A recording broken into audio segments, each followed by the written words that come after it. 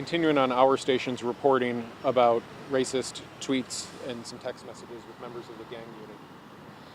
As a person of color who hopes to lead the organization where these officers made these comments, just stepping back as a person, how does that make you feel to know that those comments are out there by people in that organization? Well, I'm outraged. It's very hurtful. I've spoken with many of the black officers within the agency who have been reading all of the information that's come out, and it's disheartening. I do understand that there is a social media policy within JSO, but not a text message policy. However, there is a code of conduct that officers are supposed to follow. As someone who was a chief within the organization, can you shed some light on the type of reprimands or future guidance that officers would go through after an investigation like this would go underway? Right. I think it's very important that we not get stuck on the policy of text messaging on social media. This is a deeper issue and concern, and that's why I'm here today.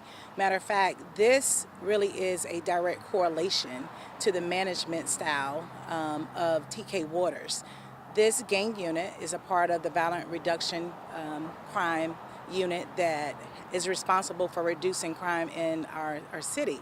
So if you look at the correlation, he's been in charge of that unit. He's been aware of these issues and have been silent about it, just like he has been on this campaign trail.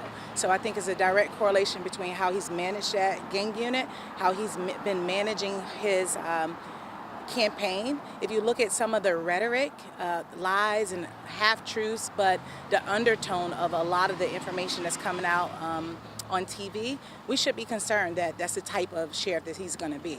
And at the end of the day, we need a sheriff who's going to come forth and speak to the public about these very important issues.